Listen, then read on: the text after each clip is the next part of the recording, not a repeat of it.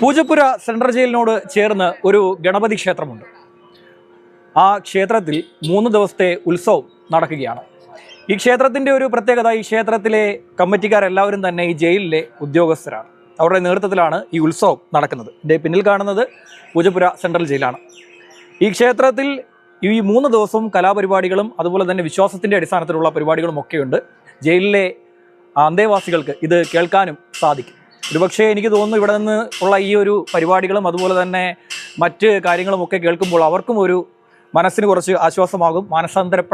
പെടാൻ തയ്യാറായി നിൽക്കുന്നവരുണ്ടെങ്കിൽ അതിന് തയ്യാറാവും എന്ന് നമുക്ക് കരുതാം. ഇപ്പോൾ കമ്മിറ്റി അംഗങ്ങളിൽ ഒരാളായിട്ടുള്ള ജയിലിലെ പ്രസിഡന്റ് ഓഫീസറായിട്ടുള്ള സാർ നമുക്കൊപ്പം ഉണ്ട്. സാർ, എങ്ങനെയാണ് ഓരോ ഈ 3 ദിവസത്തെ പരിപാടികൾ ഇവിടെ? ഇത് 75ാമത് വാർഷിക ഉത്സവമാണ് ഇപ്പോൾ നടന്നുകൊണ്ടിരിക്കുന്നത്. ക്ഷേത്ര ഭരണസമിതി എന്ന് പറയുന്നത് ഇതിൻ്റെ രക്ഷാധികാരിയായിട്ട് വരുന്നത് ഈ നമ്മളുടെ സെൻട്രൽ ജയിലിൻ്റെ ബഹുമാനപ്പെട്ട സൂപ്രണ്ടായിരിക്കും ഈ ക്ഷേത്രത്തിൻ്റെ ഭരണസമിതിയുടെ രക്ഷാധികാരി. അതേപോലെ ഇതിൻ്റെ പ്രസിഡന്റ് എന്ന് പറയുന്നത് ഈ ജയിലിലെ ജയിലറായിരിക്കും. അതായത് പഴയ ജയിലർ എന്ന് പറയുന്നത് ഇപ്പോൾ ജോയിൻറ്റ് സൂപ്രണ്ട് എന്ന തസ്തികയിലുള്ള ഉദ്യോഗസ്ഥനായിരിക്കും ഈ ക്ഷേത്രത്തിൻ്റെ പ്രസിഡന്റ് എന്ന് പറയുന്നത്. അതിൻ്റെ ഭരണസമിതി സെക്രട്ടറി എന്ന് പറയുന്നത് നമ്മൾ തിരഞ്ഞെടുക്കപ്പെടുന്ന ജയിൽ ഉദ്യോഗസ്ഥനായിരിക്കും. അങ്ങനെ വരുന്ന ഒരു ഭരണസമിതിയാണ് ഈ ക്ഷേത്രത്തിൻ്റെ മറ്റു കാര്യങ്ങളെല്ലാം നോക്കി നടത്തുന്നത്. എല്ലാ ദിവസവും തുറക്കും? എല്ലാ ദിവസവും 2 നേരവും രാവിലെയും വൈകിട്ടും തുറക്കുകയും അതിൻ്റെ ക്ഷേത്രാചാര ചടങ്ങുകളും മറ്റു കാര്യങ്ങളെല്ലാം ഉണ്ട്. എല്ലാം നമ്മുടെ കൺട്രോളിലാണ്. എല്ലാം ഈ ഭരണസമിതിയുടെ കൺട്രോളിലാണ്. ഭരണസമിതി എന്ന് പറയുന്നത് നിങ്ങൾ ജയിൽ ഉദ്യോഗസ്ഥർ കലാകാലങ്ങളായിട്ട് ജയിൽ ഉദ്യോഗസ്ഥരാണ് ഇതിന്റെ ഭരണ സാന്നിധ്യം ഇങ്ങനെ മുന്നോട്ട് കൊണ്ടുപോയിക്കൊണ്ടിരിക്കുന്നത്. ഈ തടവുകാർ ഇവിടെ പ്രാർത്ഥിക്കാൻ, അന്തേവാസികൾ തീർച്ചയായിട്ടും അവർ പ്രാർത്ഥിക്കാൻ വരും. ഇവിടെ പുറത്തിറങ്ങുന്ന ധാരാളം അന്തേവാസികളുണ്ട്. അതായത് നമ്മുടെ ഈ തോട്ടത്തിലായാലും അതുപോലെ നമ്മൾ ധാരാളം വ്യവസായ യൂണിറ്റുകളുണ്ട്. അതുപോലെ വിവിധ യൂണിറ്റുകളിൽ ഇറങ്ങുന്ന അന്തേവാസികൾ ഈ മതിൽക്കെട്ടിന് പുറത്താണ് അവരുടെ പകൽ സമയങ്ങളിൽ അവരുടെ ജോലികൾ ചെയ്തു തീർക്കുന്നത്. ആ സമയങ്ങളിലെല്ലാം വിശ്വാസമുള്ള എല്ലാ അന്തേവാസികളും ക്ഷേത്രങ്ങളിൽ വന്ന് ഈ ക്ഷേത്രത്തിൽ വന്ന് ആരാധന നടത്തുകയും മറ്റു കാര്യങ്ങൾ ഇവിടുത്തെ പ്രസാദം കഴിക്കുകയും മറ്റെല്ലാം ചെയ്യും. ഒരുപക്ഷെ അവർ ഒരു പുറം ലോകവുമായിട്ട് ഏറ്റവും ആക്സസബിൾ ആയിട്ടുള്ള ഒരു സ്ഥലം, ഒരു ആത്മീയമായിട്ടുള്ള ഒരു ജീവിതം ആഗ്രഹിക്കുന്ന, ഒരു ചിന്ത ആഗ്രഹിക്കുന്ന ആൾക്കാർ ഒക്കെ ഈ ക്ഷേത്രത്തിൽ വന്നു പോകാറുണ്ട്, കാണാറുണ്ട്. അത് നമുക്കൊരു സന്തോഷമാണ്. അത് പരിവർത്തനത്തിന്റെ ഒരു പാതയിലാണല്ലോ ജയിൽ ഇപ്പോൾ മുന്നോട്ട് പോകുന്നത്. അപ്പോൾ തീർച്ചയായിട്ടും ആ ഒരു രീതിയിൽ ആരാധനയിൽ കൂടി ഒരു മനുഷ്യന് പരിവർത്തനം ഉണ്ടാവുകയാണെങ്കിൽ അങ്ങനെയും തീർച്ചയായും സപ്പോർട്ട് ചെയ്യും. അതിനുള്ള ഒരു സാധ്യത നമ്മൾ തുറന്നു കൊടുക്കുകയാണ്. ഈ 3 ദിവസം എന്തൊക്കെയാ കലാപരിപാടി? നമ്മൾ ക്ഷേത്രാചാര ചടങ്ങുകൾക്ക് പുറമെ 3 ദിവസവും രാവിലെയും വൈകിട്ടും ഉച്ചയ്ക്കും നമ്മൾ അന്നദാനം നടത്തുന്നുണ്ട്. ഈ പ്രദേശത്തിലുള്ള എല്ലാ ആൾക്കാരും ഇതിൽ പങ്കുകൊള്ളാറുണ്ട്. മുൻകാലങ്ങളിൽ ഈ പരിപാടികളിൽ പങ്കെടുക്കാൻ ഇവർ വരാറുണ്ടോ? പരിപാടികളിൽ രാത്രികാലങ്ങളിലുള്ള പരിപാടികൾ പങ്കെടുക്കാൻ നിയമം അനുസരിച്ച്, നമ്മുടെ ജയിലിലെ നിയമം അനുസരിച്ച് അവിടെ പങ്കെടുപ്പിക്കാൻ കഴിയില്ല. എങ്കിൽ തന്നെയും പകലുള്ള പരിപാടികളൊക്കെ സംഘടിപ്പിക്കാൻ സ്വാഭാവികമായിട്ട് അതിനൊന്നും കേൾക്കാമല്ലോ. അകത്തിരുന്ന് തീർച്ചയായിട്ടും കേൾക്കാം, നല്ല രീതിയിൽ കേൾക്കാം. അതായത് നമ്മുടെ ഈ ക്ഷേത്രത്തിനോട് ചേർന്നുള്ള ഈ മതിൽക്കെട്ടിന്റെ അടുത്ത് തന്നെയാണ് ബ്ലോക്കുകൾ ഉള്ളത്. ഇതിനോട് ചേർന്ന് തന്നെയാണ് ബ്ലോക്കുകൾ ഉള്ളത്. ഈ ഇതിനകത്ത് ഇരിക്കുന്ന ഭൂരിഭാഗം അന്തേവാസികളും ഈ പരിപാടികൾ കേൾക്കുന്നുണ്ട്. മനസ്സുകൊണ്ട് ഒരുപക്ഷെ അവർ ക്ഷേത്രത്തിന്റെ മുറ്റത്ത് തന്നെ ആയിരിക്കും. ഒരുപക്ഷെ ഒരു വരപ്പെട്ട ആൾക്കാരെല്ലാം കാണുന്നതിനുപരിയായി കേൾക്കുന്നതാണ്. ഇവിടെ വന്നപ്പോൾ ഇവർ ഇങ്ങനെ വായിക്കുന്നത് കണ്ടു. അത് വളരെ, ഞാൻ വിചാരിച്ചു റെക്കോർഡിംഗ് ആണെന്ന് വിചാരിച്ചു, ഇത്ര മനോഹരമായിട്ട് ഇത് കേട്ടപ്പോൾ. അതെ, നമ്മൾ അതായത് ഓരോ ദിവസവും ഇവിടെ ഭാഗവത പാരായണമുണ്ട്. അത് നമ്മളുടെ ഡിവോട്ടീസ് ആയിട്ടുള്ള പല ആൾക്കാർ സ്പോൺസർ ചെയ്യുന്നതാണ്. ഇന്നുള്ളത് കൊട്ടാരക്കരയിൽ നിന്നുള്ള ഒരു ടീമാണ്. എല്ലാ വർഷങ്ങളും അവർ വരുന്നത്. സാറിനോട് ഒരു കാര്യം ചോദിക്കാനുള്ളത്, ഇവിടെ നിന്ന് റിലീസായി പോയ ശേഷം ഈ ക്ഷേത്രത്തോടുള്ള വിശ്വാസം കൊണ്ട് അത് വന്ന് തൊഴാൻ വരുന്ന ധാരാളം ആൾക്കാരുണ്ട്. വിശ്വാസികൾ, അന്തേവാസികളായിട്ടുള്ള ആൾക്കാരൊക്കെ വരുന്നുണ്ട്. അതുപോലെ ഈ ക്ഷേത്രത്തിൽ സഹായിയായിട്ട് നമ്മൾ അന്തേവാസികളെയൊക്കെ നിർത്താറുണ്ട്. അവര് ഈ ഇതിന്റെ ആ ഒരു വിശ്വാസ പ്രമാണങ്ങൾ പിന്തുടർന്നുകൊണ്ട് ഇവിടെ വന്നു പോകാറൊക്കെ ഉണ്ട്. നമ്മൾ കാണാറുണ്ട്. സാർ ഇവിടെ കുറെ കാലമായി ജോലി ചെയ്യുന്ന ആളാണല്ലോ. ഈ ഒരു അറ്റ്മോസ്ഫിയറിൽ അവരുടെ ഒരു പ്രതികരണം എങ്ങനെയാണ് ഈ അന്തേവാസികൾ? അത് ഈ ഒരു അറ്റ്മോസ്ഫിയറിൽ എന്നല്ല, അല്ലാതെ തന്നെയും തികച്ചും ശാന്തമായിട്ടുള്ള ഒരു രീതിയിലാണ് അന്തേവാസികൾ ഇവിടെ കഴിഞ്ഞു പോകുന്നത്. ഈ 3 ദിവസം എന്തൊക്കെയാ പരിപാടികളുള്ളത്? ഇന്ന് ഒരു ഗാനമേളയാണ്, ഒരു വലിയ ഗാനം. തിരുവനന്തപുരത്തുള്ള ഒരു വലിയ ട്രൂപ്പിന്റെ, ട്രാക്സ് എന്ന് പറഞ്ഞൊരു വലിയ ട്രൂപ്പിന്റെ ഒരു ഗാനമേളയാണ്. നാളെ ഒരു നാടകം നാടകം മുഖാമുഖം പറഞ്ഞ നാടകം അവസാന ദിവസം, അതായത് 8-ാം തീയതി തിങ്കളാഴ്ച നമ്മൾ എറണാകുളത്ത് കൊച്ചി പാണ്ഡവാസിന്റെ ഗാനമേള, വലിയ സ്റ്റേജ് പ്രോഗ്രാം. ഈ ഗാനമേള തുടർച്ചയായിട്ട് നാടൻ പാട്ടാണ്. നാടൻ പാട്ട് ഗാനമേളയൊക്കെ വെക്കുമ്പോൾ തീർച്ചയായും അത് ഈ ഇവർക്ക് കേൾക്കാനുള്ള ഒരു സൗകര്യം കൂടെ പരിഗണിച്ചായിരിക്കും. തീർച്ചയായിട്ടും നമ്മൾ അതിനുള്ള സൗണ്ടാണ് ഇവിടെ അറേഞ്ച് ചെയ്തിരിക്കുന്നത്. അങ്ങോട്ട് സ്പീക്കർ വെച്ചിട്ടുണ്ട്. ആ സൗണ്ട് തീർച്ചയായിട്ടും അവർക്ക് കേൾക്കാൻ കേൾക്കും. മുൻകാലങ്ങളിൽ ഇതേപോലെയുള്ള ഉത്സവം നടന്നു കഴിഞ്ഞാൽ പിറ്റേ ദിവസം അവർ വന്ന് നമ്മുടെ അടുത്ത് സംസാരിച്ചിട്ടുണ്ട്. ഇന്നലത്തെ നാടകത്തിലെ ഡയലോഗുകൾ അങ്ങോട്ട് വന്ന് നന്നായിരുന്നു, അതുപോലെ ഗാനമേളകളിൽ പാട്ടുകൾ നന്നായിരുന്നു, അവർക്ക് കേൾക്കാൻ കഴിഞ്ഞു എന്നുള്ള കാര്യങ്ങളൊക്കെ. ഈ നാടകത്തിലെ കഥകളൊക്കെ ഈ മാനസാന്തരം വരുന്ന രീതിയിലുള്ള കഥകളാണോ? അതൊക്കെ ഒരു ട്രൂപ്പിന്റെ അവര് തെരഞ്ഞെടുക്കുന്ന സബ്ജക്ട് അനുസരിച്ച് അതിനനുസരിച്ച് നിങ്ങളോട് പ്രതികരിക്കാറ്, സംസാരിക്കാറുണ്ട്. ഇപ്പൊ സാറ് ജയിലിൽ ഉള്ളിലേക്ക് പോകുമ്പോൾ ആരെങ്കിലും ചോദിച്ചു ഇവിടെ ഉത്സവത്തിന് ഇന്നെന്താ പരിപാടി എന്നൊക്കെ ചോദിക്കാം? അവരറിയും. കാരണം വെച്ച് കഴിഞ്ഞാൽ ഈ നമ്മളുടെ ഉത്സവത്തിന്റെ നോട്ടീസും മറ്റു കാര്യങ്ങളും എല്ലാം അവര് കാണാറുണ്ട്, അവർക്ക് കൊടുക്കാറുണ്ട്. നമ്മൾ പുറത്തുനിന്ന് കാണുന്ന രീതിയിലല്ല ജയിലിന്റെ ഒരു സംസ്കാരം. ജയിൽ എന്ന് പറയുന്നത് പണ്ട് സിനിമകളിൽ കണ്ട ജയിലല്ല, അങ്ങനെയുള്ള ഇതൊന്നുമല്ല. അതായത് തികച്ചും ഒരു സൗഹാർദ്ദപരമായിട്ട് അവരെ നമ്മളോട് ചേർത്ത് നിർത്തി സമൂഹത്തിന്റെ മുഖ്യധാരയിലേക്ക് അവരെ കൊണ്ടുപോകാൻ വേണ്ടിയുള്ള ശ്രമങ്ങളാണ് നമ്മൾ ചെയ്യുന്നത്. അതാണ് നമ്മളുടെ നിയമം നമ്മളോട് പറയുന്നത്. അങ്ങനെയുള്ള ധാരാളം ആൾക്കാർ നല്ല രീതിയിൽ മാനവപ്രവർത്തനം നടത്തി സമൂഹത്തിന്റെ മുഖ്യധാരയിലേക്ക് പോയിട്ടുണ്ട്.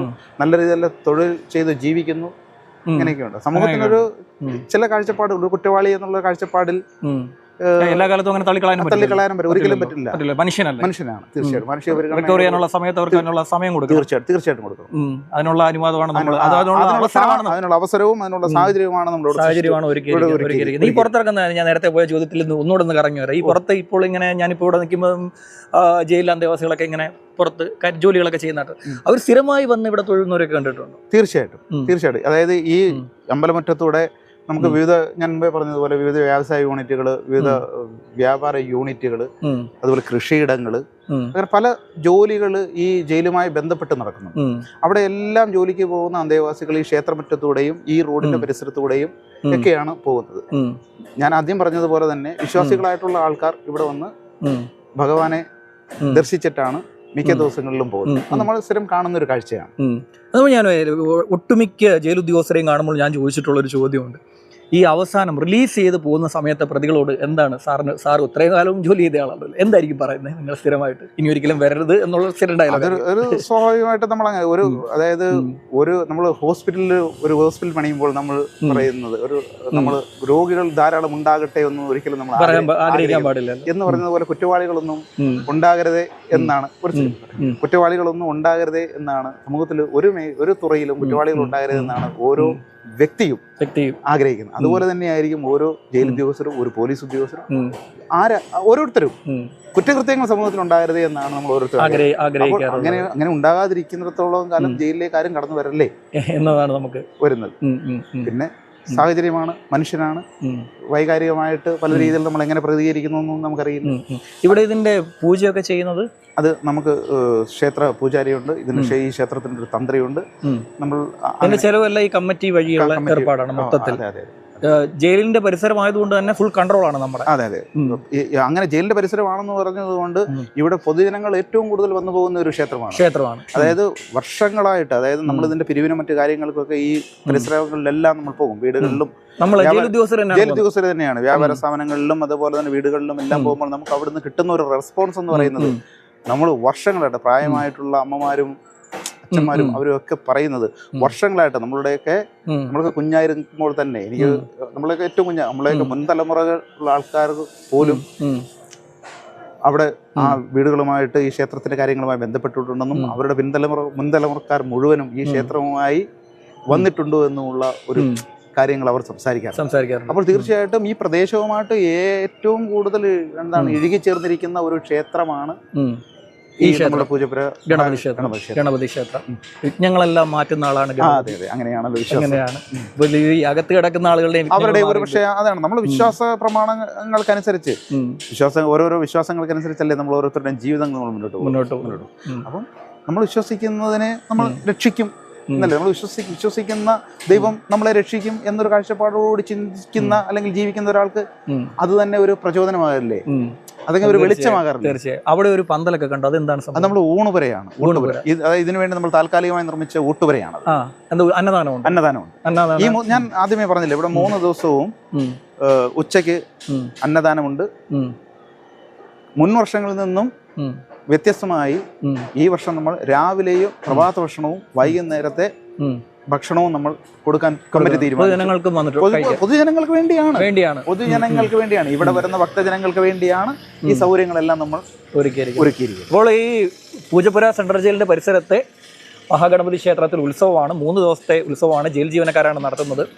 ജയിലിലെ ഉദ്യോഗസ്ഥരാണ് ഇത് നടത്താറുള്ളത്. കേരളത്തിലെ ഒട്ടുമിക്ക ജയിലുകളിലും ഇങ്ങനെ ക്ഷേത്രങ്ങളുണ്ട്. കണ്ണൂരിൽ മുത്തപ്പൻ ക്ഷേത്രം അല്ലേ സാറേ? കണ്ണൂരിൽ മുത്തപ്പൻ ക്ഷേത്രമൊക്കെ ഉണ്ട്. പലർക്കും ഇതിനെക്കുറിച്ചൊന്നും അറിയില്ല. നമ്മുടെ ഈ ജയിലിന് അടുത്ത് താമസിക്കുന്നവർ, അതുപോലെ തന്നെ ഈ മാധ്യമങ്ങളുമായിട്ട് ബന്ധപ്പെട്ട് പ്രവർത്തിക്കുന്നവർ, ഇതുപോലെ സർക്കാർ ഉദ്യോഗസ്ഥർ, ഇങ്ങനെയുള്ളവർക്കാണ് ഇതിനെക്കുറിച്ചൊക്കെ കൂടുതൽ അറിയാവുന്നത്. സാധാരണ ജനങ്ങളിൽ അധികം എത്തിയിട്ടില്ല. ഇങ്ങനെയൊക്കെ ക്ഷേത്രങ്ങളൊക്കെ ഉണ്ട്, ക്ഷേത്രങ്ങൾ ഉത്സവമുണ്ട്, കലാപരിപാടികളുണ്ട്. ഇത് കേൾക്കാൻ തടവുകാർക്ക് സാധിക്കും എന്നുള്ളതൊക്കെ. ഏതായാലും വളരെ വ്യത്യസ്തമായ കാഴ്ചകളുടെ ഭാഗമായിട്ടാണ് ഈ ഒരു കാര്യം പ്രേക്ഷകരെ, അറിയാത്തവർക്ക് വേണ്ടി മാത്രമായി അറിയിച്ചത്. സാറിനോട് ഞാൻ നന്ദി പറയാണ്. ഇത്രയും നേരം ABC ന്യൂസിനോട് സാരിച്ചതിന് നന്ദി പറയാം.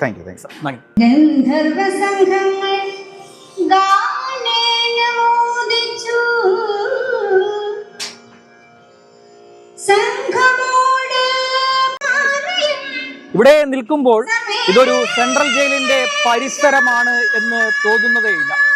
ഒരു ഉത്സവപ്പറമ്പിൽ എത്തിയ അതേ പ്രതീതിയാണ് ഇവിടെ അനുഭവപ്പെടുന്നത്. നേരത്തെ സംസാരിച്ച സന്തോഷ് എന്ന സാർ പറഞ്ഞ പോലെ കുറച്ചു പേർക്കെങ്കിലും ഇതിലൂടെയൊക്കെ മാനസാന്തരപ്പെടാൻ സാധിക്കുന്നെങ്കിൽ അത് നല്ലതാണ്. ക്യാമറമാൻ പ്രണവിനൊപ്പം R Shyambabu, ABC Malayalam news. കൂടുതൽ വാർത്തകളും വിശേഷങ്ങളും നിങ്ങളിലേക്ക് എത്താൻ ABC മലയാളം സബ്സ്ക്രൈബ് ചെയ്യുക, ബെൽ ബട്ടണും അമർത്തുക.